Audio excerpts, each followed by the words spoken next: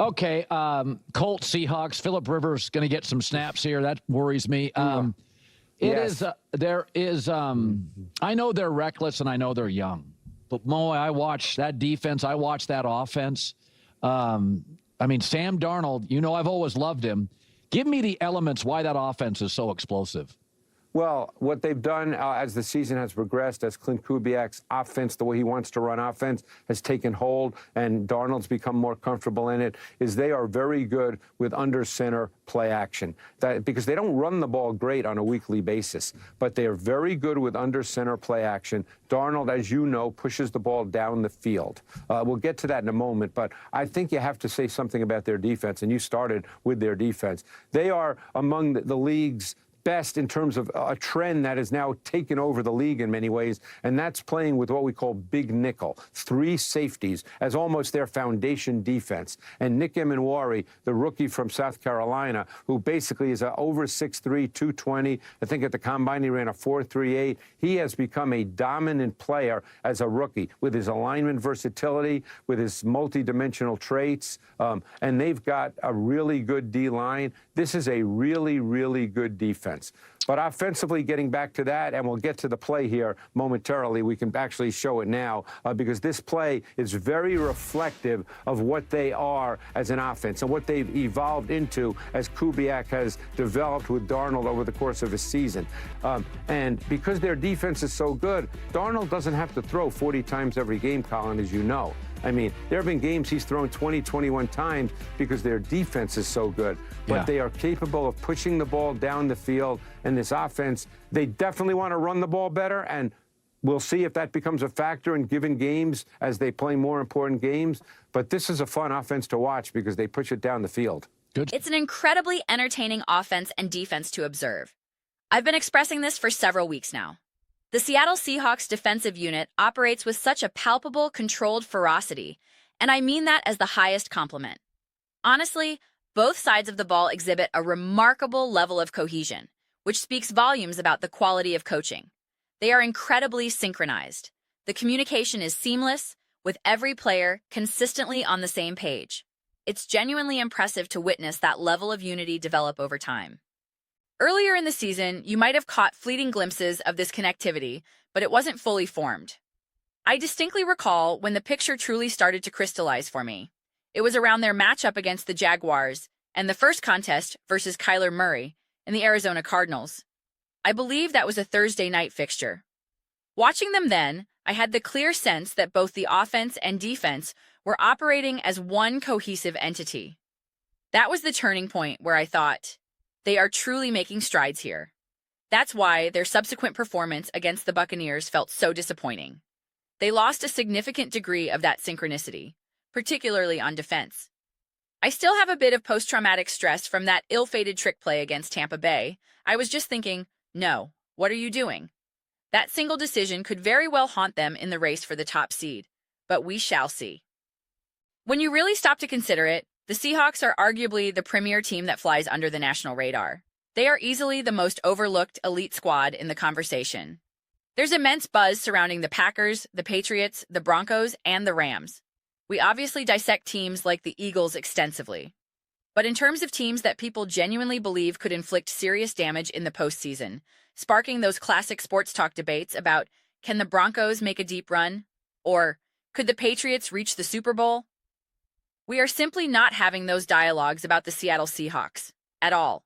They are profoundly under-discussed, and I find that utterly fascinating. A game against the Colts, especially with Phillip Rivers likely under center, isn't going to shift that narrative in the slightest. This creates a real internal conflict for me regarding this upcoming game. I'm a staunch believer in the Seahawks, and every time they secure a convincing victory, I get to run a figurative victory lap. Yet, I must confess, I genuinely want to see Phillip Rivers perform well. I'll be watching and, admittedly, hoping to see him sling the ball effectively. Honestly, a part of me would love to see him make the playoffs. The narrative of Phillip Rivers leading the Colts on a postseason run is compelling, but certainly not at the expense of Seattle jeopardizing a crucial game that has implications for the #1 seed or, at the very least, division supremacy. This makes for a uniquely strange viewing experience. While I fully anticipate Seattle handling the Colts, the entire season truly hinges on that subsequent clash with the Los Angeles Rams. If they defeat the Rams, and yes, it's a short week Thursday night game late in the season, which can often produce bizarre outcomes due to fatigue, they position themselves perfectly. They have advantages: a violent defense that can disrupt an aging Matthew Stafford, the home field benefit on a short week, and momentum. Win that game, and the foundation is set. That is the catalyst for the broader football world to start engaging in serious conversations about the Seahawks' identity, their ceiling, and whether their success is sustainable. Presently, the Rams are widely viewed as the bona fide top team and the most trustworthy entity. I won't go so far as to crown them the absolute best, but it's entirely fair to designate them as the most reliable. They possess the ideal equilibrium of talent, coaching, quarterback play, and an established track record. We know Sean McVay in the playoffs. We know Matthew Stafford's capabilities. We understand what players like Cooper Kupp and Puka Nacua can do. There's a level of proven performance there that inspires confidence. A confidence that is, understandably, not yet extended to the Seahawks to the same degree. Their core, with Clint Kubiak calling plays and Sam Darnold at quarterback, is newly assembled. Questions naturally remain, and that's reasonable. Who else commands that level of unwavering trust right now? The Philadelphia Eagles have their own uncertainties. The Packers lack that extensive resume. The Bears, with Caleb Williams and a new coordinator, are an unknown. The Patriots and Broncos feature second-year quarterbacks in new systems. It logically follows that the Rams receive the benefit of the doubt. The Seahawks likely won't garner that blanket trust this season. Even a dominant victory over the Rams would likely pivot the conversation to, they look great, but can Sam Darnold handle the playoff pressure? Can Clint Kubiak scheme effectively in a win-or-go-home scenario? Can this defense maintain its dominance against elite competition? That would become the prevailing dialogue. I struggle to find a precise equivalent from last season that captured this same feeling of a special, potentially suffocating team on both sides of the ball. I believed in the Minnesota Vikings last year, and ironically, Sam Darnold is the common thread. But this Seahawks iteration feels fundamentally different.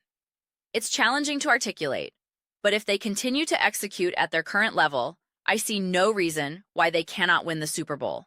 They don't require some mythical next level of play. I observe other contenders like the Bears, Packers, Eagles, and Broncos as teams that still need to find another gear or prove they can sustain a recently found peak. The Seahawks, in my view, have already ascended to that necessary competitive plateau.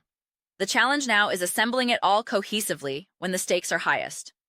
This is what makes the impending Rams game such a valuable and fraught opportunity. It's a luxury to have this measuring stick contest, though the Thursday night scheduling is a slight bummer, as any anomalous result can be partially attributed to the short week weirdness that often characterizes late-season Thursday games. Should the weather in Seattle become a factor, that adds another layer. Nevertheless, the stakes are monumental. A victory, achieved by playing their brand of football, would make it exceedingly difficult to justify placing more trust in the Rams, Packers, Patriots, or Broncos over them. At that juncture, the Seahawks will have earned that respect. The sole legitimate reservation would be a deeply held belief that Sam Darnold cannot manage the crucible of playoff football. That pressure will cause his performance to unravel. That is a fair point of skepticism, and the onus falls on Darnold himself, Clint Kubiak, and head coach Mike Macdonald to exercise those demons and provide the necessary support. A task I believe Kevin O'Connell and the Vikings failed to accomplish last year, much to my disappointment. I am utterly fascinated to witness how this all unfolds. Those are my reflections. I'd absolutely love to hear yours. What is your perspective on the Seattle Seahawks as they prepare to face the Indianapolis Colts and Phillip Rivers? How do you assess this elite yet under-discussed team with its potent offense and stifling defense? Share your thoughts in the comments below. I read every single comment, whether you concur or dissent. Let's engage in some lively discussions and debates, but ultimately, let's enjoy the discourse. Please consider subscribing. We're cultivating a fantastic community here, and I'd be thrilled to have you participate. We're building something connective and exciting. Also, a thumbs up on the video genuinely aids with visibility. Thank you so much, and I'll see you next time.